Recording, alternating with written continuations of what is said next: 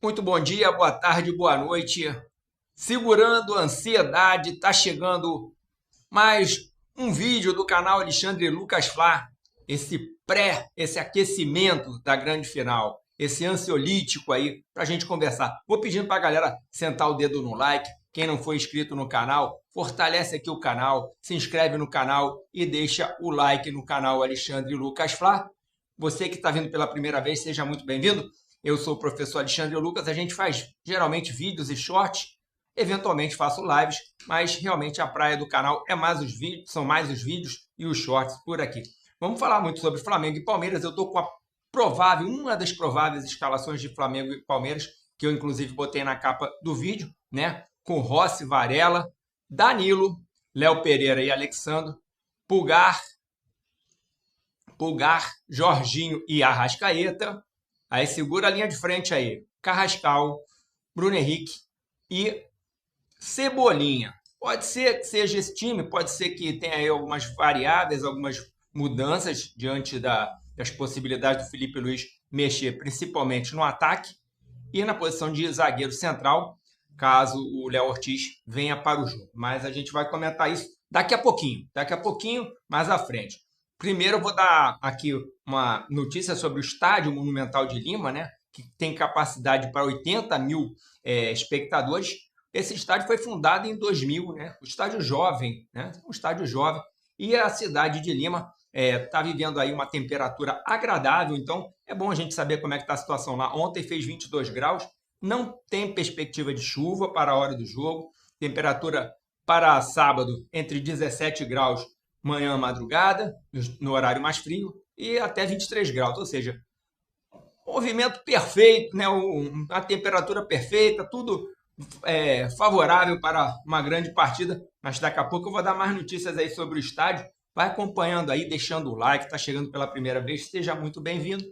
E vamos falar agora sobre o nosso adversário também. Como deve vir o Palmeiras, né? Que chegou horas antes lá em Lima, fez um treino na parte da tarde da sexta-feira, o Flamengo treinou na parte da manhã, e o provável Palmeiras deve ser esse aí, ó, com Carlos Miguel, Kelvin, Gustavo Gomes, Murilo, Piquerez, Bruno Fux, Andréas Pereira, né?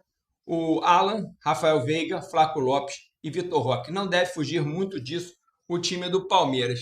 Agora, não foge muito disso, porém, eu vou trazer aqui para a gente ver como eu acho que o time do Palmeiras vai se comportar dentro de campo, né? Com essa armação. Só para a gente ter aqui uma noção, né? O goleiro Carlos Miguel, aqui os dois zagueiros mais fixos posicionados, o Gustavo Gomes e o Murilo, Bruno Fux fazendo uma trinca de zagueiros. Eles têm uma trinca de zagueiros porque eles trabalham com os laterais, Piquerez pela esquerda e o Kelvin pela direita como alas, perfeito? Dando liberdade para o paçoqueiro aqui no meio-campo, Andréas Pereira. Subindo aqui, a gente vê a linha de ataque. Pela direita, despreza os números, tá? Vamos só pensar na posição. Pela direita, tem o garoto, né, que está se destacando, que é o Alan. Joga bem aberto, insinuante, para cima do nosso Alexandre. Já pela direita da nossa defesa, esquerda do ataque deles, eles vão ter aqui o Rafael Veiga, que já é um jogador que deriva mais para o meio, jogador mais técnico e lento, né, uma característica diferente, que quase se soma aos atacantes Flaco Lopes e Vitor Roque. Então, mais ou menos um desenho assim, deixando um corredor para a descida do Piquerez, que vem bem sempre ao ataque. Então, muita atenção, eles na recomposição devem ficar ali num 3-5-2, né? Mais ou menos um 3-5-2 que eles armam numa recomposição defensiva. Perfeito? É mais ou menos por aí que eu acredito que o Palmeiras vem. Então, diante dessa possibilidade de desenho tático do Palmeiras, num 3-5-2, defensivo, principalmente na hora da recomposição, lotando o meio-campo, vamos ver o que a gente acha dessa escalação que eu botei aí do Flamengo. Vamos subindo o like, vamos conversar aqui sobre essas possibilidades todas que estão surgindo aí, né? Sobre Flamengo e Palmeiras. Mais uma notícia, mais uma informação sobre o Estádio Monumental de Lima. No jogo de 19, o campo estava muito duro, né? Foi falado muito sobre a rigidez do gramado, o piso estava duro, porque não molharam o campo em função ali dos festejos que acontecem, né? As comemorações de abertura do jogo. Então, aquela festa ali antes do jogo acaba deixando o solo mais duro, eles não deixam molhar demais para não atrapalhar ali na hora de fazer aquela coreografia, aquela festa toda, e aí os jogadores pagam um pato. Então, espera-se que tenha se resolvido isso. O campo foi tratado de maneira mais eficaz nos últimos 2 meses, mas se esperava até que houvesse ali uma troca total do gramado, coisa que não aconteceu. Então, queria trazer essa informação. Vamos continuar falando de futebol, vou sair um pouquinho agora de Flamengo e Palmeiras para fazer um pouco de suspense, né? Vamos falar aqui do Campeonato Carioca. Campeonato Carioca, olha só, foi resolvido lá no arbitral da FERJ os grupos do Campeonato Carioca. E aí estão os grupos do Campeonato Carioca para você ver, ó. No grupo A tá Vasco e Fluminense. No grupo B tá Flamengo e Botafogo. 2 grupos de 6, né? Jogando um contra o outro. Depois a gente vai falar do regulamento. O importante é lembrar que o campeonato começa em janeiro e termina em março, ou seja, tiro curtíssimo, né? O campeonato de tiro curtíssimo, começando no dia 11 de janeiro, terminando no dia 8 de março. 10 datas terá o Campeonato Carioca. Então, mais uma informação aí para a gente agregar nesse vídeo, beleza? Vamos lembrar do histórico de contusão do Pedro, né? Que é um jogador que a gente gostaria muito de ver em campo, mas que dificilmente irá para o jogo. O José Boto foi indagado pelos repórteres da ESPN sobre Pedro e sobre Léo Pereira. E ele fez ali, continuou fazendo mistério, tanto sobre um quanto o outro. Só que o Léo Pereira tem possibilidades reais de ir para o jogo. Já o Pedro tem um histórico mais complicado. Lembrando que ele fraturou o antebraço, no dia 22 do mês passado, de outubro, no jogo contra o Racing. E no treino, depois já se recuperando da fratura do braço, fazendo a calcificação, sofreu a lesão da coxa no dia 18 desse mês de novembro, ou seja, vai para 10 dias de lesão. É praticamente carta fora do baralho a gente vê o Pedro em campo. Por isso a escalação está aqui. Vamos continuar falando da escalação agora. Eu volto para a escalação para a gente conversar sobre essa escalação aqui que eu coloquei com Rossi. Lateral direito, ninguém discute muito. Varela, o Emerson Royal numa fase tenebrosa.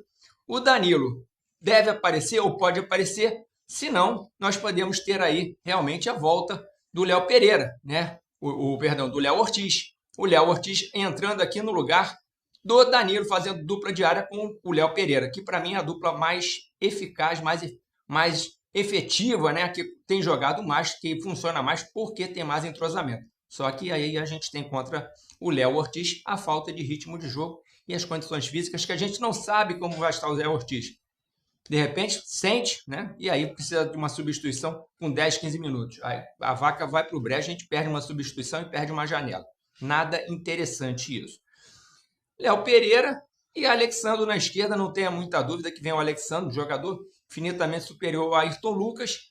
Na cabeça de área, o Pulgar. Jorginho com Arrascaeta completando o meio campo. Pela ponta direita, eu botei pelo lado direito, né? Ponta não, mas é o meia, né? O Flamengo não joga com ponta direita, mas pela meia direita ali, jogando pela direita, o Carrascal. Mas pode aparecer, sim, pode aparecer Luiz Araújo. Luiz Araújo pode surgir nessa ponta direita, porque é um jogador taticamente mais talhado para fazer a função de recomposição. Eu acabei de falar dos laterais que descem, né? Tanto o Piquerez pela esquerda, como o Kelvin pela direita, acionando em cima do Alexandro, o jogador Alan. Então, é um lado forte de apoio do Palmeiras. Bruno Henrique, não tenho muita dúvida, vai ser o nosso centralizado. E pela esquerda, eu aposto mais no Cebolinha, né? Pode ter aí a aparição do Samuel Lino, que até então era titular, mas parece que perdeu um pouco de espaço. E eu ainda vou cogitar uma possibilidade que vocês, de repente, nunca pensaram, ou de repente já pensaram, não sei, do Luiz Araújo cair pela esquerda, aparecer na esquerda. Seria invencionice do Felipe Luiz botar o Luiz Araújo na esquerda? Porque eu cogito essa possibilidade dele começar com o Araújo pela esquerda, o Carrascal pela direita, por causa exatamente desse lado forte que o Palmeiras tem hoje, com o menino Alan, né, e a descida do Kelvin, fazendo 2 em 1 em cima do Alexandre, que já é um jogador mais veterano, né? Um pouco mais lento, apesar de muito bom jogador, mas não tem ali a vitalidade necessária, de repente, para segurar a pressão. É só uma suposição. Falando de vitórias do Flamengo, né? O Flamengo conseguiu 2 vitórias fora do campo. A desembargadora e relatora Lucilena do Passo, deu um passo importante, né? E o Flamengo agora parece que, junto o que ele pleiteia lá na Libra, conseguiu aí o cenário 1, que é o que o Flamengo queria. Por enquanto, está tudo no campo da briga, na justiça, mas o Flamengo teve uma vitória parcial importante na questão da Libra, mas mais à frente a gente vai falar sobre isso. Assim como outra vitória importante aconteceu na quarta-feira, a CBF anunciou na última quarta-feira a questão do fair play financeiro, sistema de sustentabilidade do futebol brasileiro, né?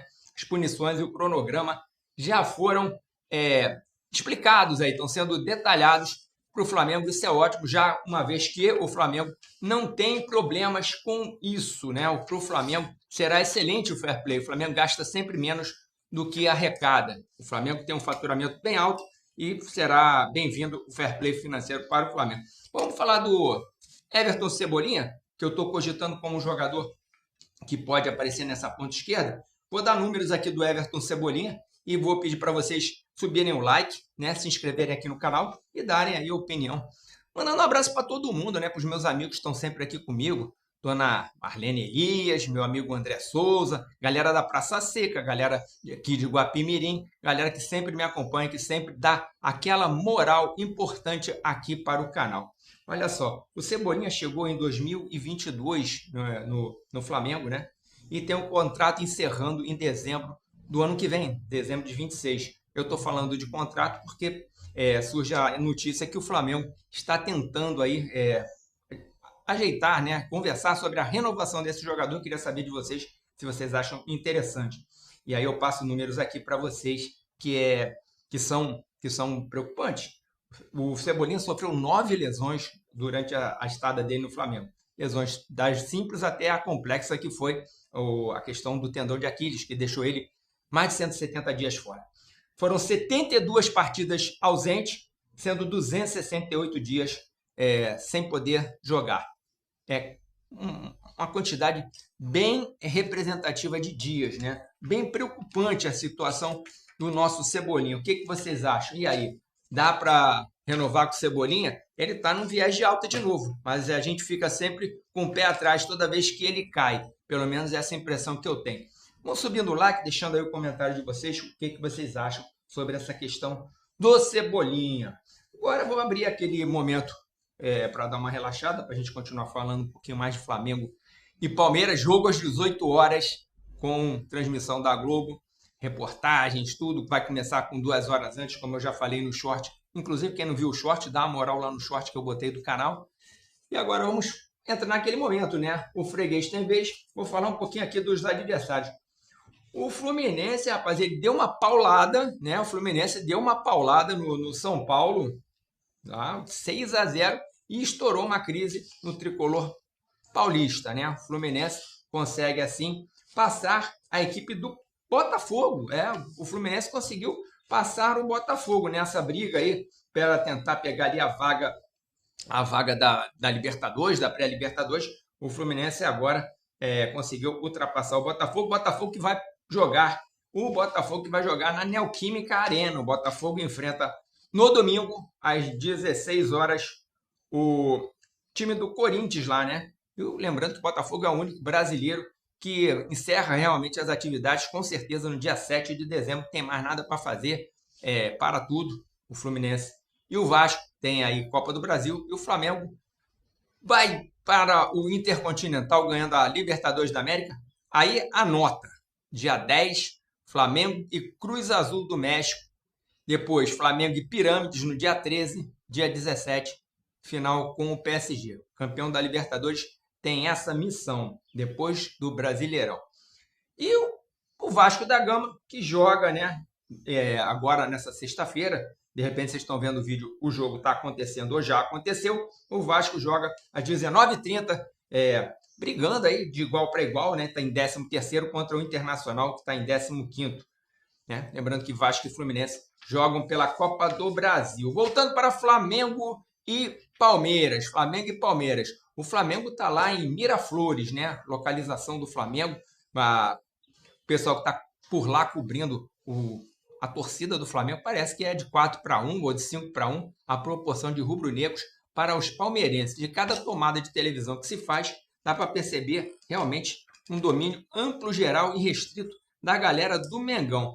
Agora eu vou trazer para vocês essa situação aqui, ó, né? Não se pode pensar diferente, né? Mais uma vez, Jorge Jesus e Felipe Luiz, criador e criatura, não sei se dá para dizer tanto, né? Mas pelo menos o técnico campeão de 19 e agora cara a cara aqui com o técnico campeão de 25 da nossa Libertadores da América. A verdade é que eu trago a figura do Jorge Jesus por causa de uma frase, né? Uma fala do Jorge Jesus que ficou muito emblemática, né? Descansar ele para quê? Tem a quarta, tem a quinta, né? E isso daí deu uma noção de que o Flamengo não poupava jogadores. Então eu vou mandar para vocês aí uma escalação para vocês tirarem essa dúvida. Diego Alves, Rudinei, Tuller, Rodolfo, René, Pires da Mota, Diego, Arrascaeta, Lucas Silva, Renier e Gabriel. Esse time do Flamengo, praticamente aí um time misto para reserva, tirando aí, obviamente, o Arrascaeta, né? O Arrascaeta, o Diego Alves.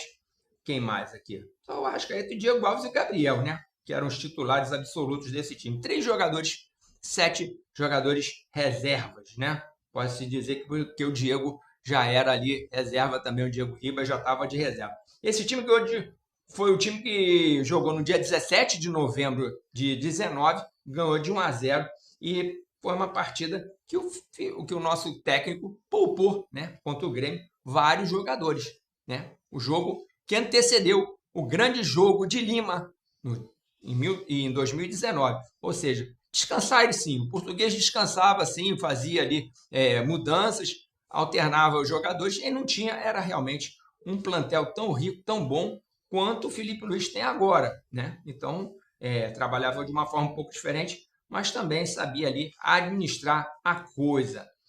O VAR também é argentino, hein? Falando de arbitragem, o VAR também é argentino. Lembrando que o árbitro da partida, o Darío, né? O Darío Herrera, esse árbitro aqui, ó, Darío Herrera, árbitro de 40 anos, tem um histórico de cartões, hein? 6 cartões é a média dele por partida.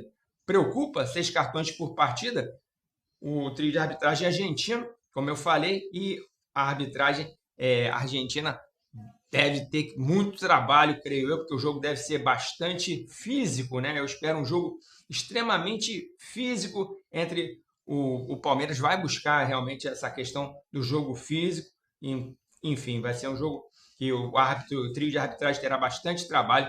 O Darío Herrera vai ter aí uma preocupação bastante na parte disciplinar. Quem fica no VAR é Héctor Alberto Paletta também, argentino. Beleza? Mais uma informação aqui daquela linha aleatória. No dia 5 agora de dezembro, parece que vai ter sorteio, né, de Copa do Mundo. E tem país novo, né? País minúsculo do Caribe. Curaçao vai primeira vez para a Copa. Curaçao que tem uma população estimada na cerca de 150 mil habitantes. Mais ou menos a população aqui da cidade vizinha, Teresópolis. É um país que vai pela primeira vez à Copa, uma população minúscula. A Copa do Mundo está virando, parece o Campeonato Brasileiro da década de 70, 80, né? A FIFA está abraçando a ideia de cada vez botar mais clubes. O que você achou da escalação do Flamengo? Dá seu palpite, dá a sua opinião aí. Mais uma vez, a possível escalação. O que vocês acham? Rossi, vamos lá. Rossi, Varela, Danilo, Léo Pereira e Alexandro. Vê se vocês concordam. Pulgar, Jorginho e Arrascaeta, Carrascal, Bruno Henrique e Cebolinha. Tem um jogador que eu acho que pode aparecer durante o jogo também, hein? Não descarte a possibilidade dele aparecer com todos os problemas físicos. Ele é um jogador de muita entrega e recuperado, pelo menos recuperado fisicamente para aguentar o tranco e depois ficar de molho mais aí 15 dias, que é o que sempre acontece com ele. Nico de la Cruz é um jogador visceral, um jogador sanguíneo, um jogador de pegada. E junto com o Pulgar, pode fazer ali em algum momento do jogo, do jogo, não digo como um titular, mas se o jogo for para um momento de prorrogação, por exemplo, a gente vai ter que contar com jogadores de pegada, né? Já que do outro lado o couro come também, então a gente vai ter que ter muita atenção com isso.